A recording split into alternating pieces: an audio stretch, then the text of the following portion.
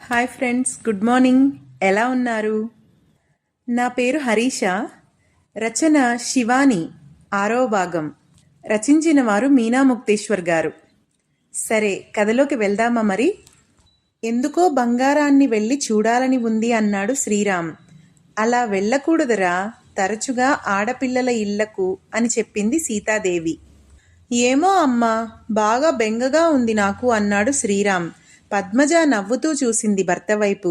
మీరు ఇవాళ వెళ్ళిరండి అన్నయ్య, రేపు మేం వెళతామన్నాడు అభిరామ్. ఎల్లుండి మేం వెళ్ళమా అంది సీతమ్మ నవ్వుతూ. కొడుకులు కోడళ్ళు ఆమె వైపు చూశారు. ఆడపిల్లను అత్తారింటికి పంపినప్పుడు ఒకే ఊరు అని తరచూ వెళ్ళకూడదు. అత్తగారింటి పరిస్థితులు, అక్కడి మనుషులతో ఆడపిల్లకు అవగాహన నేర్చుకునే సమయాన్ని పుట్టింటి వాళ్ళు ఇవ్వాలి. లేకుంటే పుట్టింటి వారు తరచూ వెళుతుంటే ఆ అమ్మాయిలో అత్తగారింటిపై బాధ్యత తెలియకుండా అవుతుంది. మీ భార్యలు అలాగా వచ్చిన వాళ్లే కదరా అంటూ కొడుకుల వైపు చూశారు సీతమ్మ. పంపగానే అలాగే ఉంటుంది. తల్లి ప్రాణం ఇంకా కొట్టుకుంటుంది. కానీ అత్తింటి వారితో అనుబంధం ఏర్పరచుకోవాలి కదరా. తరచూ మనం వెళుతుంటే ఆమె మన బిడ్డలాగానే గారాలు పోతుంది. అలా ఉంటే బాధ్యతలు తెలియవు అని వివరంగా చెప్పారు సీతమ్మ. భార్య వైపు అనురాగంగా చూశారు రాఘవయ్య. మనవళ్ళు ఆడుతూ ఉంటే అటువైపు వెళ్లారు సీతమ్మ. కొద్దిగా కష్టమైన అత్తారిల్లు ఆడపిల్లకి అలవాటయ్యేలా చెయ్యాలి. తన పెళ్ళైనప్పుడు అలా వచ్చి కాపురంని చక్కబెట్టుకుని ఇంత సంసారం చేసిన తల్లి కూడా తన కూతురు అత్తగారింట్లో చిన్న పని చేసినా ఓర్చుకోలేదు. అలా ఆలోచించడం కూడా తప్పే. కష్టం సుఖం రెండూ తెలియాలి. బంధం బాధ్యతలు విలువ తెలుసుకోవాలి. అలా ఉండాలంటే ఆడపిల్లకి అత్తగారిల్లు నీ ఇల్లు అన్నట్లుగా నేర్పాలి.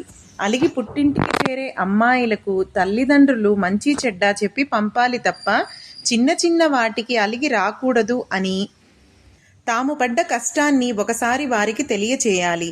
నిజమైన కష్టాలకు మాత్రం ఆడపిల్లని ఆదుకుని తీరాలి పుట్టింటి వాళ్ళు. శివాని బియ్యం కడుగుతూ తెలియక కింద పడవేసింది. భయంగా చూసింది. ఏమైందమ్మా? ఒక్కోసారి అలా జరుగుతూ ఉంటాయి. అందరూ పుడుతూనే నేర్చుకోరు పనులు. ఏ పని అయినా శ్రద్ధగా చేయడం నేర్చుకోవాలి అని చెప్పి నవ్వారు లక్ష్మమ్మ. రమకు ఆరోగ్యం తేడాగా ఉంటే హాస్పిటల్కు వెళ్ళింది భర్తతో. వారు వచ్చేసరికి ఆలస్యం అయ్యిందని వంట చేద్దామని బియ్యం కడిగింది శివాని. ఇంతలో అలా జరిగింది. మళ్ళీ బియ్యం తీసుకుని శ్రద్ధగా కడిగి కుక్కర్లో పెట్టింది. కాయగూరలు తరుగుతూ, శివాని నేను వండుతాను కూర అన్నారు అత్తగారు. ఏదో తెలియని కంగారు, చేతులు వణుకుతున్నాయి శివానీకి. నిండా 17 లేని శివానీకి ఒక రకంగా చిన్నపిల్ల మనస్తత్వమే. ఇంట్లో ఆమెను అందరూ అల్లారు ముద్దుగా పెంచారు. పైగా వారి ఇంట్లో ఒక్క పని నేర్చుకునే అవకాశం ఎవ్వరూ ఇవ్వలేదు. అమ్మాయికి పెళ్లి చెయ్యాలి అన్న భావన కలిగినప్పుడు కొద్దో గొప్పో చిన్న చిన్న పనులు ఆమెతో చేయించడం నేర్పించాలి. అది తెలియని శివాని నేడు కంగారు పడుతుంది. కాయగూరలు కట్ చేస్తుంది శివాని. ఇంతలో వెనక నుండి వచ్చి కళ్ళు మూశాడు కిరణ్. కొత్త మురిపంలో శివాని ఏం చేస్తుంది అన్న సంగతి గమనించలేదు. చాకుతో కాస్త వేలు కట్ చేసుకుంది Shivani.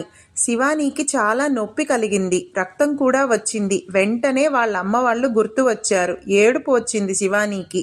Sorry Shivani, sorry sorry అన్నాడు కిరణ్. వెంటనే అక్కడున్న కాటన్ తీసి వేలికి చుట్టి పట్టుకున్నాడు. శివాని అని పిలిచారు లక్ష్మమ్మ. అత్తగారు పిలిస్తే పరుగున వెళుతుంది రమక్క.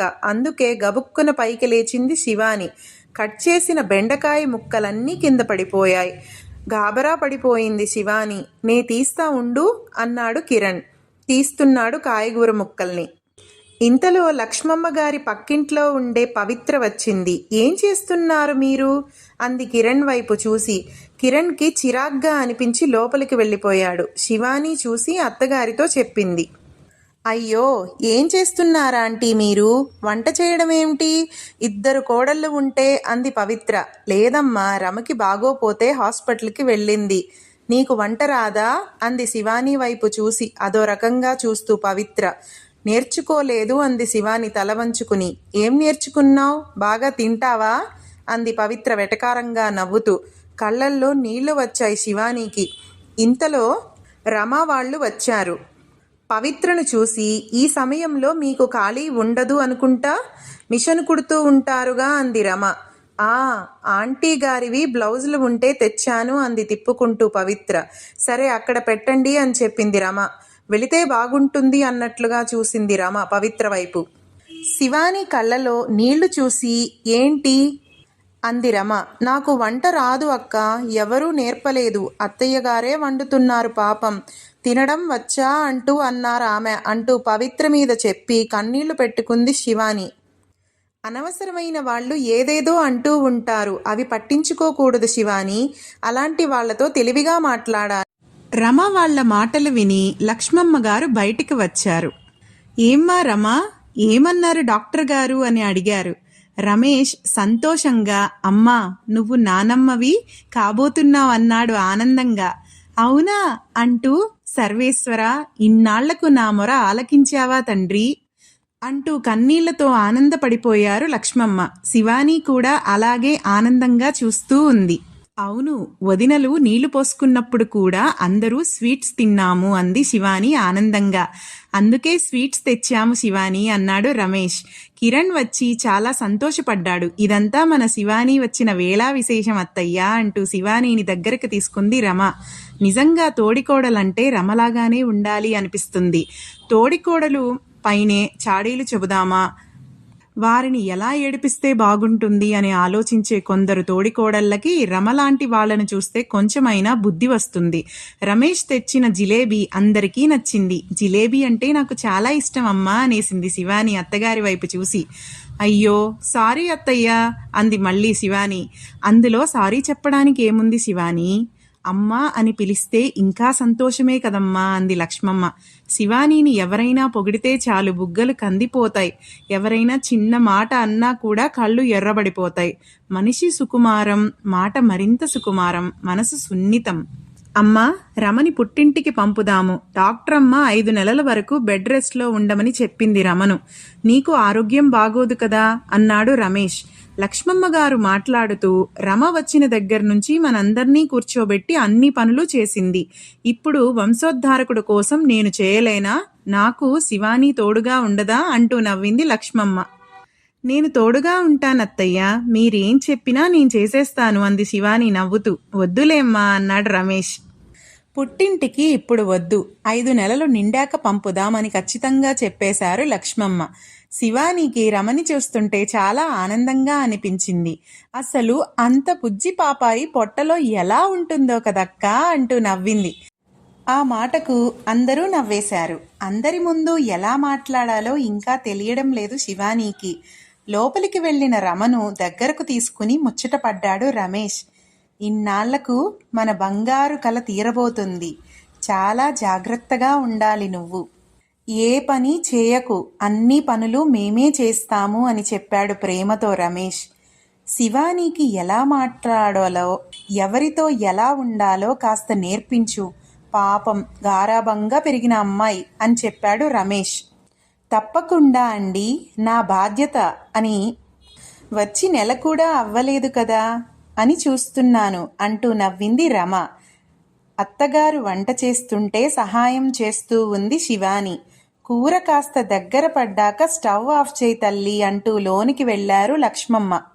ఆమెకు అంత ఆరోగ్యం బాగోదు, అందులో రమ వచ్చాక ఆమె ఒక్క పని కూడా చేయలేదు. అందుకే కాస్త ఇబ్బందిగా కాళ్ళు లాగినట్లు అనిపించి లోనికి వెళ్ళింది. శివాని కూరను తిప్పుతూనే ఉంది. ఇంకా ఎగరటం లేదు ఏంటి అనుకుంది. కాస్త హై పెట్టింది. ఇంతలో కిరణ్ వచ్చాడు. అసలు నిన్ను చూస్తుంటే నాకు అంటూ శివానీని దగ్గరకు తీసుకుని ముద్దులు కురిపిస్తూ ఉన్నాడు వంటింట్లో. వదలండి అంటూ, ఎవరైనా వస్తారు అంది శివాని. ప్లీజ్ ఒక్కసారి అన్నాడు కిరణ్. ఆమె పెదవులను ముద్దు పెట్టుకుందామనుకున్న కిరణ్ మైమర్చిపోయి ఆస్వాదనలో పడిపోయాడు. రమ, ఏమండి, స్టవ్ మీద ఏదో పెట్టినట్లు ఉన్నారు అత్తయ్య గారు, మాడిపోతున్నట్లు వాసన వస్తుంది అంది. నే వెళ్ళి చూస్తారమ్మా, నువ్వు కదలకు, పడుకో అన్నాడు రమేష్. వంటింట్లోకి వద్దామని చూస్తే కిరణ్ ఉన్నాడు శివానీతో లోపల. కొంచెం దూరంగా వెళ్ళి అరే, కూర మాడిపోతున్న వాసన వస్తుందిరా, కిరణ్ ఎక్కడ ఉన్నారు అని పిలిచాడు తెలియనట్టుగా. వెంటనే శివాని అమ్మో స్టవ్ మీద కూర అంటూ చెప్తున్నా వినని కిరణ్ని ఒక్క తోపు తోసింది. వెంటనే వెళ్ళి స్టవ్ ఆఫ్ చేసింది. చెమటలు పట్టేశాయి. అబ్బా, బరువు ఉండవు కానీ గట్టి పిండానివే, ఒక్క తోపు తోచేసరికి గోడకి అతుక్కున్నాను అని నవ్వాడు కిరణ్. సారీ అండి. కూర కరెక్ట్గా వేగింది, ఇంకా నయం మాడిపోలేదు, భయమేసిపోయింది నాకు అంటూ భయపడింది శివాని. అయినా మీరు పద్దాక ఎందుకు నన్ను ఇలా ఇబ్బంది పెడుతూ ఉంటారు అంది శివాని. ఏమో మరి నిన్ను ఇంత అందంగా ఎందుకు కన్నారు మీ అమ్మా నాన్న? నాకెందుకు ఇచ్చి పెళ్లి చేశారు? చేశాక మరి నా కష్టాలు నాకు తప్పవు కదా అన్నాడు ముఖం ఒకలాగా పెట్టి కిరణ్. నేనేమీ కష్టపెట్టాను అండి మిమ్మల్ని అంది శివాని. ఇది కష్టం కాదా? ముద్దు పెడుతూ ఉంటే మధ్యలో వెళ్ళిపోతావా అన్నాడు కొద్దిగా సీరియస్ నటిస్తూ కిరణ్. వెంటనే ఏడుపు వచ్చేసింది శివానికి. అప్పుడే రమేష్ వచ్చాడు బయటికి. ఏమ్మా, ఏం జరిగింది అన్నాడు. కూర అంటున్న శివానీని పర్వాలేదులేమ్మా అన్నాడు రమేష్. అది కాదండి అంటూ ఏదో చెప్పబోయిన శివానీని నువ్వు ఇంక సత్యాలు చెప్పక్కర్లేదు కానీ పద లోపలికి అన్నాడు కిరణ్. ఒరేయ్, నీ అల్లరి రోజురోజుకి ఎక్కువైపోతుంది అన్నాడు రమేష్ నవ్వుతూ. ఏం చేస్తామన్నయ్యా, ఈ అమ్మాయికి ఏమీ తెలియదు, అందుకే దగ్గరుండి అన్నీ చేయిస్తున్నా వంటింట్లోకి వెళ్ళి అన్నాడు కిరణ్. నాకన్నీ తెలుసుగాని ఆపరా నువ్వు అన్నాడు రమేష్ నవ్వుతూ. శివానికి దుఃఖం వచ్చేసింది. లోపలికి వెళ్ళి ఏడ్చేసింది. పక్కింటమ్మాయి వచ్చి తినడం వచ్చా అని అడిగింది. ఈరోజు నా చేతిలో బియ్యం పాడయ్యాయి, బెండకాయ ముక్కలు కింద పడేశాను, చెయ్యి కూడా తెగింది అని తెగిన వేలువైపు చూసుకుని ఏడుస్తూ ఉంది శివాని. కిరణ్ వచ్చి నిన్ను నేను ఏమీ కోప్పడలేదురా శివాని, ప్రేమతో ఊరికే అలా నటించానంతే అన్నాడు కిరణ్. తల వంచుకుని అలాగే ఉంది. అమ్మవాళ్ళు, వదినలు, అన్నయ్య వాళ్ళు, ముఖ్యంగా పెద్దన్న గుర్తొచ్చి మా అన్నయ్య అయితే నన్ను ఏమీ అనరు, అననివ్వరు ఎవరితోనూ అంటూ ముక్కు చీదుతూ ఉంది శివాని. ఇప్పుడు నిన్నిక్కడ ఎవరేమన్నారమ్మా అన్నాడు కిరణ్ నవ్వుతూ. నా పాటికి నేను పనిలో ఉంటే మీరే వచ్చి కూర మాడిపోయేలాగా చేశారు, మళ్ళీ మీరే నా వైపు కోపంగా చూశారు అంది శివాని. ఊరికే కందిపోతావు అసలే, నీ కళ్ళు ముక్కు చూసి ఇంట్లో వాళ్ళంతా నన్ను తిడతారు అన్నాడు కిరణ్ నవ్వుతూ. అందరూ భోజనాల దగ్గర కూర్చున్నారు. అయ్యో, కూరలో కలుపుకోవడానికి పులుసేది అన్నారు లక్ష్మమ్మ. శివాని కళ్ళు పెద్దవి చేసి భయంగా చూస్తూ ఉంది. అయినా బాగుందమ్మా ఇలా అన్నాడు రమేష్ నవ్వుతూ. శివానీకి కొద్దిగా నవ్వు వచ్చింది. ఏం చేశావు కిరణ్? శివాని ముఖమంతా ఎర్రగా అయిపోయింది అంటూ నవ్వింది రమ. నేనేమీ చేయలేదు వదినా అంటూ నవ్వాడు కిరణ్. అందరూ నవ్వుకుంటూ సరదాగా భోజనాలు చేశారు. ఇవాల్టికింతే ఫ్రెండ్స్, మళ్ళీ మరొక భాగంతో రేపు కలుసుకుందాం. అంతవరకు బాయ్. Thank you.